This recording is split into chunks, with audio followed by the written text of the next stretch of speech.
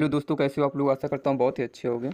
मैंने अभी कल वैकेंसी जो अपलोड की थी वो सेल से रिलेटेड थी, जो अप्रेंटिस से रिलेटेड आई वैकेंसी थी। और वो वैकेंसी एक पीएसयू में थी, बट अभी जो वैकेंसी आई है वो स्टेट सर्विस में आई है, राजस्थान की। तो जिनको भी राजस्थान से जो है उनके लिए बहुत ही अच्छी वैकेंसी है, और जो अदर स्टेट से हैं वो भी राजस्थान पे अप्लाई कर सकते हैं, बशर्ते वो जनरल में काउंट होंगे। और दूसरी बात कि उनकी हिंदी लैंग्वेज होना अनिवार्य है। अगर हिंदी लैंग्वेज नहीं है तो अप्लाई नहीं करें तो बेहतर है, क्योंकि इंटरव्यू होने वाला है। तो राजस्थान लोक सेवा आयोग अजमेर की जो विस्तृत विज्ञापन है, उस विज्ञापन संख्या में पुलिस विभाग में वैकेंसी निकाली गई। पुलिस विभाग में दो पद के लिए निकाली गई। एक आरक्षी उप निरीक्षक पद होता है, और दूसरा होता है जो वो है प्लाटून कमांडर का, जिसके लिए ऑनलाइन आवेदन करने की तिथि मैं बता दूँ 10 अगस्त से शुरुआत हो गई है। तो आप लोग आवेदन करना शुरू कर दीजिए। और जो राजस्थान से हैं और ओबीसी एससी एसटी कास्ट से जिनको रिजर्वेशन प्राप्त है वो रिजर्वेशन लें, उसके बाद वो अप्लाई कर सकते हैं।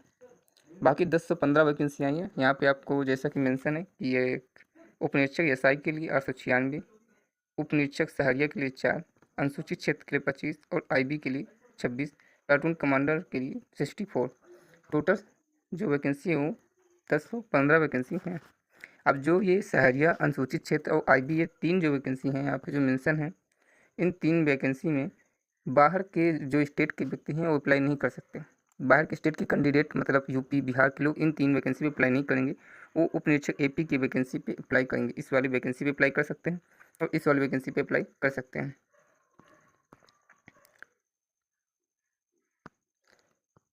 इसके अलावा जो ये वैकेंसी की जो कार्मिक विभाग की जो रिजर्वेशन है वो आपको 2013 के अकॉर्डिंग प्राप्त होगा। तो जिस राजस्थान सरकार के अंतर्गत जिसको भी आरक्षण प्रदान किया जाता है वो अपना आरक्षण का कागजात जरूर बनवा लें। और इस पे क्वालिफिकेशन की बात कर लेते हैं। देखिए, क्वालिफिकेशन में इन्होंने कहा डिग्री होना अनिवार्य है, ठीक है। और इसके अलावा हिंदी का नॉलेज होना चाहिए। राजस्थान कल्चर तो आपको वैसे भी पढ़ना पड़ेगा एग्जाम के लिए, ठीक है। बट एक इम्पॉर्टेंट बात यह है कि जिनको जो भी फाइनल ईयर में पढ़ रहे हैं, ठीक है, अभी उनका रिजल्ट नहीं आया है, तो वो भी अप्लाई कर सकते हैं, बशर्ते कि उनकी जो रिजल्ट की डेट है वो इंटरव्यू से पहले आ जाए। मीन्स इंटरव्यू के दिन आपको रिजल्ट शो करना होगा, इसलिए इंटरव्यू से पहले आपका रिजल्ट आ जाना चाहिए। यहाँ पे देखिए लिखा हुआ है साफ साफ कि अंतिम वर्ष की परीक्षा में सम्मिलित हो चुके हैं या सम्मिलित हो रहे हैं ऐसे व्यक्ति आवेदन करने के लिए पात्र हैं, किंतु साक्षात्कार से पहले शैक्षिक अर्हता अर्जित करने का सबूत देना होगा। और साक्षात्कार से पूर्व अभ्यर्थी का आशय साक्षात्कार की प्रक्रिया प्रारंभ होने की दिनांक साक्षात्कार का पहला दिन ही है। मीन्स इंटरव्यू से पहले आपके पास सारे डॉक्यूमेंट्स होने चाहिए। जो यहाँ पे सैलरी है वो 4200 ग्रेड पे के अनुसार राज्य सरकार के अनुसार मिलेगी। लेवल 11 की पोस्ट के हैं, ठीक है। उम्र की बात करें तो 20 से 25 साल। देखिए, अगर कोई व्यक्ति जनरल में काउंट होता है तो 20 से 25 साल का ही है तो अप्लाई कर सकता है। 25 साल के ऊपर वाला व्यक्ति नहीं कर सकता। बाकी जो जिनको आरक्षण प्रदान है उसमें बात कर लेते हैं। अनुसूचित जाति, जनजाति, पिछड़ा वर्ग, अति पिछड़ा वर्ग, इनके लिए 5 वर्ष का है, ठीक है। इसके अलावा जो राजस्थान की राज्य में जो महिलाएं हैं, ये पुरुषों की बात कर ली, महिलाओं को 10 साल की छूट प्रदान की गई है। अनुसूचित वर्ग की महिलाएं, जो जनरल कैटेगरी से महिलाएं आती हैं, वो चाहे किसी भी स्टेट की हों, उनको 5 साल की छूट दी जाएगी। राजस्थान सरकार में जो कार्यरत पुलिस विभाग है, पुलिस बल है, उनको 3 साल की छूट दी जाएगी। इस तरीके से यहाँ पर मेंशन किया गया किसको कितनी छूट मिलने वाली है। तो अपना एज क्राइटेरिया जरूर चेक करें। उसके बाद डॉक्यूमेंट बनवाएं। डॉक्यूमेंट बनाने के बाद डॉक्यूमेंट अगर कंप्लीट नहीं है तो इंटरव्यू से पहले तो वैसे भी कंप्लीट हो जाना चाहिए। बाकी आप इस फॉर्म के लिए अप्लाई कर सकते हैं।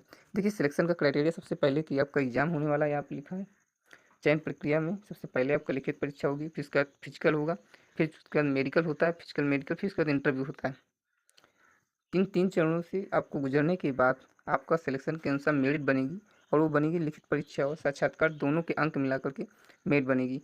परीक्षा का तिथि के संबंध में यथा समय सूचित किया जाएगा, उसी समय आपको बता दिया जाएगा। सभी जो है ऑप्शनल होंगी। जो भी लिखित परीक्षा होगी वो ऑप्शनल होगा, बाकी इंटरव्यू आपका जो है मौखिक होने वाला है। और इस आवेदन कब कब कब करना है, तो आवेदन के लिए मैं बता दूं कि आवेदन आपको 10 अगस्त से 8 सितंबर के बीच कर देना है। पहले कर दो तो ज़्यादा बेहतर है, क्योंकि साइट का लोड हो सकता है, जिस वजह से आप फॉर्म फिल ना कर पाएँ।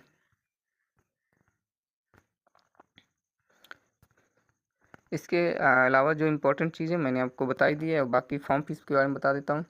तो फॉर्म फीस देखिए, जो अनारक्षित हैं ओबीसी हैं इनके लिए 600 है, जो एससी एसटी हैं उनके लिए 400 है, और जो महिलाएं हैं उनके लिए भी 400 है, और इसके अलावा दिव्यांगजन के लिए भी 400 फीस रखी गई है, ठीक है।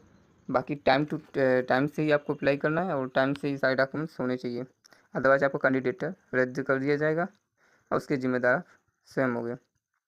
जैसा कि इसमें लिखा हुआ है कि एग्ज़ाम का सिलेबस क्या रहने वाला है, मेन फोकस किस पे रखना है। तो एसआई के एग्ज़ाम के लिए हिंदी 200 मार्क्स का आएगा और जो जीके जीएस और राजस्थान कल्चर है वो 200 मार्क्स का आएगा।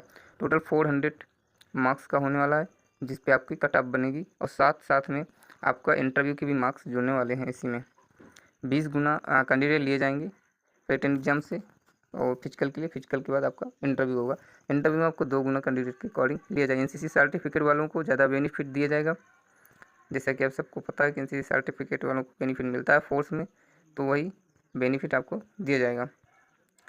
प्रमाण पत्र सत्यापन की जो तिथि है वो तिथि आपकी यही रहने वाली है। तो आशा करता हूँ कि आपको पूरी जानकारी मिल गई होगी। अगर आपको वीडियो अच्छा लगा तो चैनल को लाइक शेयर सब्सक्राइब जरूर कीजिए। एक और इम्पॉर्टेंट बात मैं आपको बता देता हूँ कि इस वैकेंसी के लिए अप्लाई करने से पहले आप अपनी एज क्वालिफिकेशन ज़रूर चेक कर लें। हाँ, साथ ही साथ आपको भाषा का ज्ञान होना बहुत ही आवश्यक है। तो मिलते हैं नेक्स्ट वीडियो के लिए, तब तक के लिए जय हिंद जय भारत।